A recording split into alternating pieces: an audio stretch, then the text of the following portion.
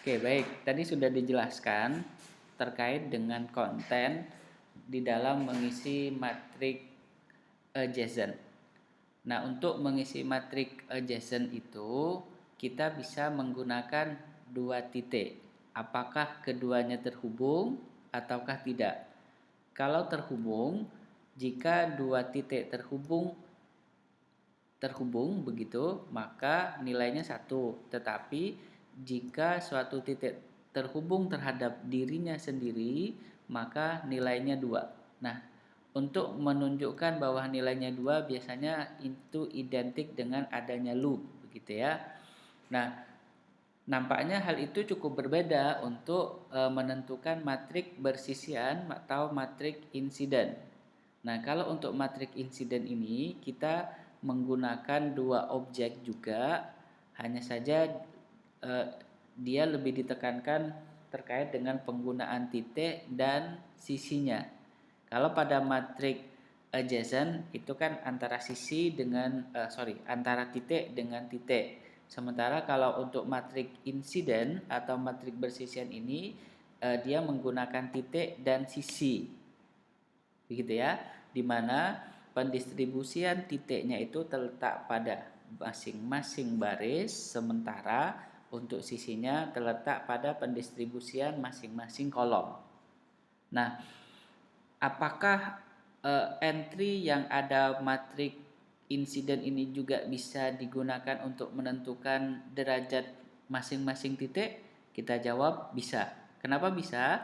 Karena kita bisa menggunakan jumlah entry matrik yang terletak pada masing-masing baris sebagai tolok ukur untuk menentukan besarnya derajat dari suatu titik.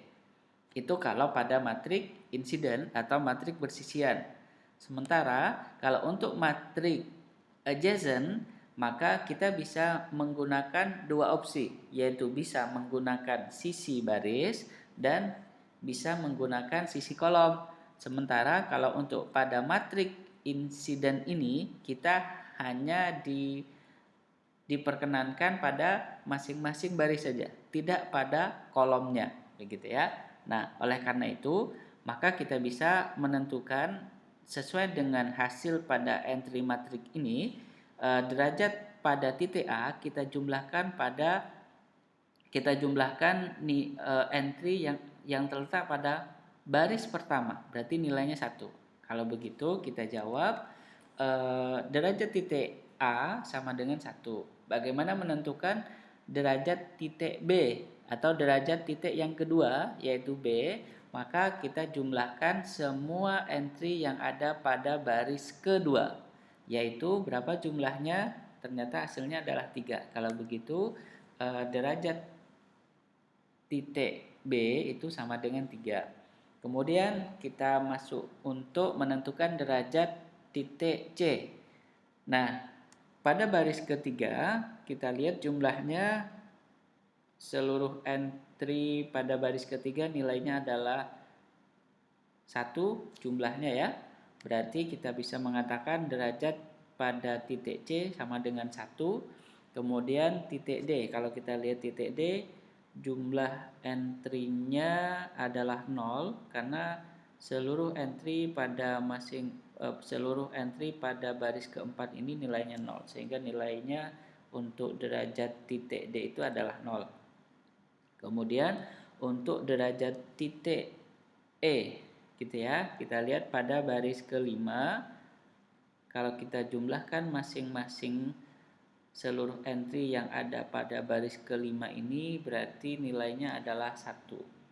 Berarti derajat titik E itu adalah 1, kemudian derajat titik F juga ada 2 gitu ya. Dan derajat titik G itu juga sama dengan 2. Nah, jadi itulah penentuan untuk matrik adjacent dan matrik incident. Saya ulang kembali, matrik insiden dia menggunakan pendistribusiannya adalah pada baris itu masing-masing titik dan pada kolom adalah masing-masing sisi. Nah, Kalau kita cermati lebih lanjut berkaitan dengan barisan derajat titik baik menggunakan matrik adjacent maupun pada menggunakan matrik insiden ini juga kita bisa mengatakan kondisi yang sama begitu ya. Kita lihat posisinya di sini. Ternyata dari data sebelumnya kita bisa melihat ternyata untuk titiknya itu barisan derajatnya adalah 0, 1, 1, 1, kemudian 2, 2, dan 3. Oleh karena itu kita akan cermati bagaimana ketentuan di dalam barisan derajat itu sendiri, gitu ya. Ketentuan derajat titik pada graf ditentukan kondisinya seperti ini, bahwa suatu graf memiliki jumlah seluruh derajat titiknya adalah genap, kemudian derajat titik ganjil pada graf selalu genap. Kita perhatikan contoh berikut, ini ya. Nah, ada 4 contoh yang coba saya hadirkan di sini, begitu ya. Ada contoh 1, contoh 2, contoh 3, dan contoh 4. Kemudian kami berikan jawaban sementara analisis dari keempat contoh ini. Nah, nampaknya bahwa nomor 1 ini kita sudah bisa memastikan bahwa barisan derajat ini termasuk sebagai barisan derajat suatu graf sederhana begitu. Kemudian dan dapat digambarkan contoh grafnya. Sementara untuk nomor 2, 3, dan 4 ini tidak termasuk barisan derajat pada graf sederhana. Akibatnya apa? Akibatnya nomor 2, 3, dan 4 itu karena dia tidak termasuk suatu graf maka tidak bisa digambar. Nah, untuk bisa menemukan jawaban atas analisis ini, saudara bisa ingat kembali terkait dengan ketentuan derajat titik pada graf di sini, yaitu suatu graf memiliki jumlah seluruh derajat titik adalah genap. Kalau kita perhatikan, saudara bisa menghitung berapa jumlah keseluruhan atas barisan ini. Jumlahnya itu ada berapa begitu ya. Silakan identifikasi, ini pun juga identifikasi. Ini pun juga identifikasi, ini pun juga silakan diidentifikasi, begitu. Nah, jika ternyata jawabannya ternyata dia tidak genap, jelas bahwa dia bukan graf. Sementara kalau di situ adalah suatu graf, maka identifikasi pertama dia jumlahnya adalah genap. Nah, setelah itu kita cek derajat titik ganjil pada graf selalu genap. Nah, jika pada nomor 1 ini adalah contoh dari barisan suatu graf sederhana dan bisa digambar grafnya, kita identifikasi untuk derajat titik ganjilnya. Kita perhatikan derajat titik ganjilnya di sini ada 1, kemudian 2, kemudian 3, kemudian 4. Saudara hanya memperhatikan bilangan ganjilnya di sini. Ternyata nomor 1 kita identifikasi, ternyata derajat yang ganjilnya di sini ada 4. Kenapa ada 4? Kita bisa hitung ada 1, ada 2, ada 3, ada 4. Sementara kalau untuk nomor 2 ini pada bilangan ganjilnya coba kita hitung ada 1, ada 2, ada 3. Berarti 3. 3 tidak termasuk kelompok bilangan genap.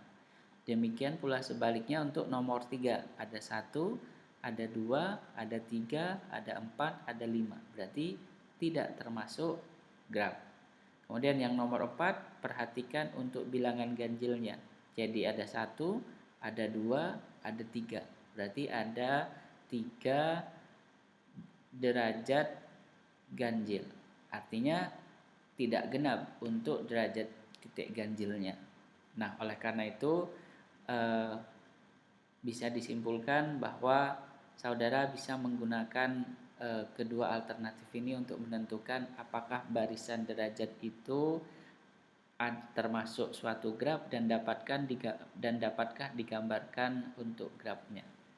Jadi untuk menentukan suatu barisan derajat, kita kelompokkan grafnya, kemudian kita tentukan gambar grafnya sepertinya sudah saya berikan pada contoh yang sebelumnya. Dimana contoh yang sebelumnya kan kita bergerak posisinya di sini, kita bergerak dari graf, kemudian kita tentukan matrik, kemudian kita tentukan barisan derajatnya, menentukan masing-masing derajat titiknya, kemudian kita nyatakan dalam bentuk barisan. Nah, kalau ini dibalik, yaitu barisannya diketahui terlebih dahulu, saudara silahkan menggambar grafnya. Begitu ya. Ini hanyalah manipulasi data saja, yaitu jika datanya itu dari graf, kemudian kita ubah ke matrik, kemudian ditentukan derajat titiknya, sekarang dibalik posisinya, yaitu dari barisan derajat titiknya, saudara nanti cari untuk bentuk grafnya, gitu ya. Oke, baik, yang ini sudah dijelaskan tadi. Kemudian berikutnya adalah kami berikan tugas kepada Anda untuk dikerjakan. Di sini pertama silahkan saudara cari contoh graf sederhana jika ada begitu, dengan ketentuan ada 5 titik dan 6 sisi. Kemudian berikutnya adalah 6 titik dan 7 sisi. Selanjutnya adalah silahkan lakukan penyelidikan terhadap barisan derajat berikut begitu ya. Di sini ada 3 barisan derajat yang kami berikan. Silahkan dianalisis. Jika termasuk barisan ini termasuk barisan derajat graf, silahkan gambarkan grafnya, tentukan matrik keterhubungannya, dan tentukan matrik bersisiannya atau matrik insiden dan matrik adjacent. Selamat mencoba. Kita akan diskusikan hasil dari tugas Anda ini di kelas.